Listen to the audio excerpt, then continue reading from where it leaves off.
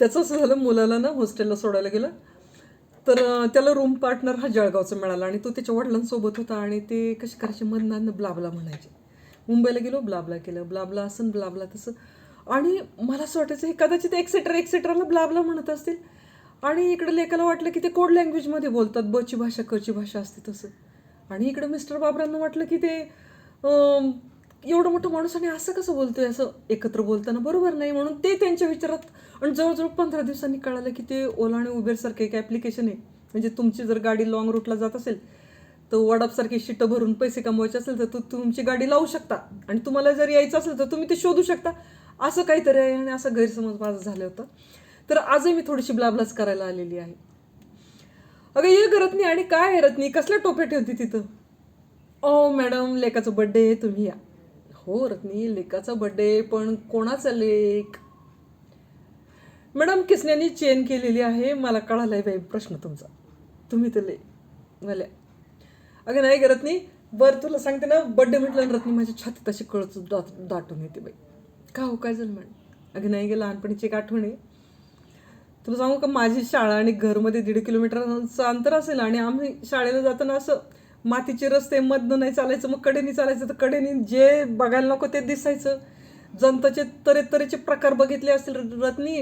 टेपवरून तो किती दिवसभरात चालतो आणि कधी मरतो इथपर्यंत अभ्यास झालेला माझा. पुढं जात नाही का ते डुक्कर पकडणारे लोक, आणि मग ते काय करायचे, 5-6 जण इकडून तिकडून ते काँग्रेसमधनं पळायचे, ऊसातनं पळायचे, केळीच्या बागेतनं पळायचे.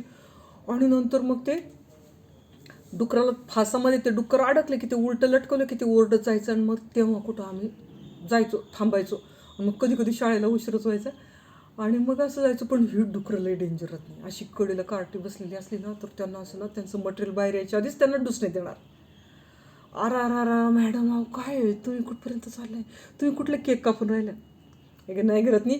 असं बालपणीच्या विचारांमध्ये मन असं भरकटत जातं ना, तर ते बड्डेचंच सांगते ना, तर मैत्रिणीचं बड्डे सेलिब्रेट करायचं ठरलं आणि तिला काहीतरी गिफ्ट द्यायचं म्हणून ठरत आलं. मग ₹1.25 वर्गणी काढली आणि मग झालं. आणि दुसऱ्या दिवशी, ज्या दिवशी वाढदिवस, त्या दिवशी नेमकी हाफ डे होता आणि मग आमचं ठरलं आपण घेऊया काहीतरी. मग दुसऱ्या दिवशी सकाळी लवकर उठून असं निघाले शाळेला. जाता जाता कॉर्नरला गेलंच लक्ष, एक वीधभरच तर जंतू बाहेर आले होते. ते चाललं गेले शाळेत. गाडीत शाळेत आनंदी वातावरण. नंतर मग सगळं आमचा अशी मैत्रिणींची खुसूर की काय घेऊया, तिला उपयोगी होईल, आपल्याला दिसेल, असं असं चाललं होतं. मग डबा घेऊया म्हणजे आपल्याला रोजच दिसेल. आणि इकडं आज म्हणते ती एवढी खुश, तिने ते कवितेलाच चाल लावली, ती Jack and Jill went up the hill to fetch pail of water, असं ती गात होती सुरामध्ये. म्हटलं आज संध्याकाळी बहुतेक वंटी गाणार असं विचारामध्ये चाललं होतं. नंतर वाजले का 12, मग शाळा सुटली. नंतर मग म्हटलं बाजारपेठेत, जवळजवळ अर्धा किलोमीटर आलो बाजारपेठेमध्ये खरेदीला. तर आता स्टीलच्या डब्याचं तर बजेटच नव्हतं, एवढी तर क्वांट्री नव्हती.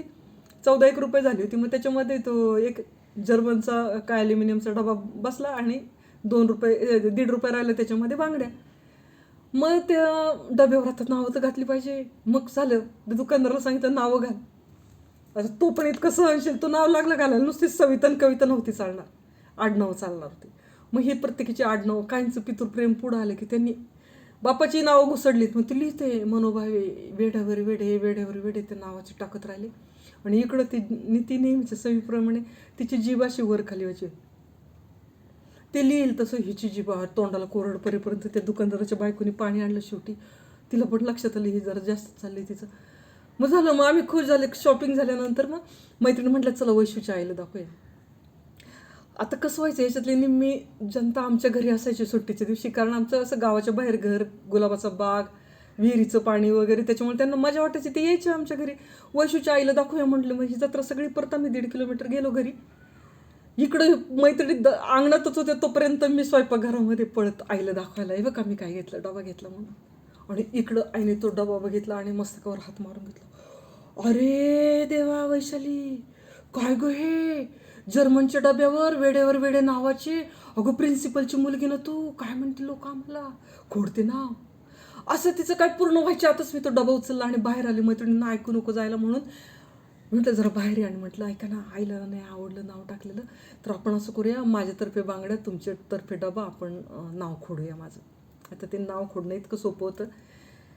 खिळ्याने खोडता आलं असतं किंवा चाकूच्या टोकाने खोडता आलं असतं तर आम्ही परत त्या दुकानदाराला म्हटलं नाव खोडतं, त्यांनी नाव वाचता येणार नाही, फक्त ते खोडलं. नंतर ह्या मैत्रिणी म्हणे चला ना आपण जिचा बर्थडे आपण तिला दाखवूया.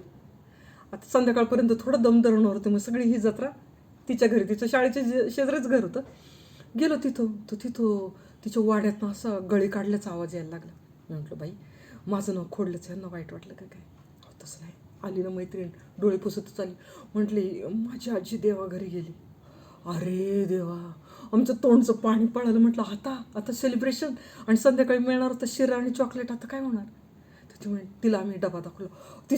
तिला तो डबा बघून बाई अशा मिश्र प्रतिक्रिया उमटल्या तिच्या चेहऱ्यावर.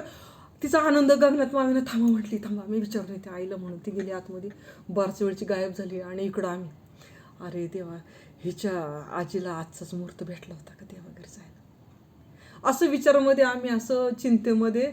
आणि नंतर ती आली की म्हटली ऐका ना, ती रडतच आली. म्हटली बड्डे होणार आहे, तुम्ही या संध्याकाळी या घरी. झालं आम्ही खुश, बड्डे सेलिब्रेशन होणार, शिरा मिळणार, चॉकलेट मिळणार, अशा विचारामध्ये आम्ही खुश झालो. आणि नंतर ती डबा तिच्या शेजारी राहणारी मैत्रिणी म्हटलं तुझ्याकडेच ठेव, तर माझ्या घरात न्यायची सोय नाही, कारण माझे मोठे 2 भाऊ आले असतील घरी. आणि मला माहिती आहे ते माझं किती मला त्रास देणार, ही सगळी खूपच आमच्या घराचं वेगळंच वातावरण होतं.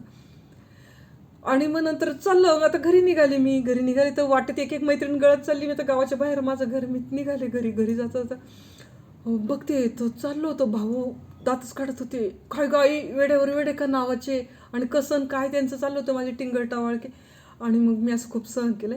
तर मग ते असंच आई म्हटले आता नाही जायचं, आता भरपूर झाले बाहेर फिरणं, आता बरोबर ना 6 किलोमीटर जवळजवळ दिवस दुपारपर्यंत तेच चाललं होतं माझं. म्हटलं आता हिने पाठवणार, म्हटलं जाऊ दे. मग माझं असंच विचारात गेलं, आता कसं झालं असेल सेलिब्रेशन, शिरा खाल्ला असेल का, चॉकलेट खाल्ली असेल का, असं किती चॉकलेट दिले असेल, अशा विचारामध्ये. ज्या घरामध्ये आजीची मयत झाली त्या घरामध्ये आता हा शिरा लापशी बुंदी ही काही 10व्याच्याच दिवशी भेटणार होती, पण तेवढा बौद्धिक विकासच नाही. अशाच विचारात माझं ते मन गेली रात्र कशी तरी काढली. दुसऱ्या दिवशी आनंदामध्ये आता आपण ₹100 घालून मैत्रिणीला गिफ्ट दिले म्हटल्यानंतर ती आता आपली जीवाशी कंठस्थ मैत्रीण होणार. ह्या आनंदामध्ये शाळेला निघाले, कोपऱ्यावर लक्ष गेले. आज 2-3 जण तर एक वितावरच मरून पडले होते. म्हटलं ग बाई हा शकून धरायचा, तसं काय नाही. गेले शाळेमध्ये, गेले उड्या मारत. आणि बघते तू काय, एकही मुलगी माझ्याशी बोलायला तयार नाही. अख्खा वर्ग माझ्याशी बोलणं बंद केलं होतं त्यांना. मला काही कळलं नाही काय झालं. त्याला तो झटका आला होता मी नाव खोडल्याचा. खरं पाहायला गेलं तर माझी त्याच्यामध्ये काही चूक नाही हो. आमच्या मातोश्रींनी जरा जास्तच रिॲक्ट केला आणि मी त्याच्यानंतर ते विचार करायच्या आतच मी ॲक्शन घेतली आणि ते असं झालं. आणि त्याचं मला हे एवढं.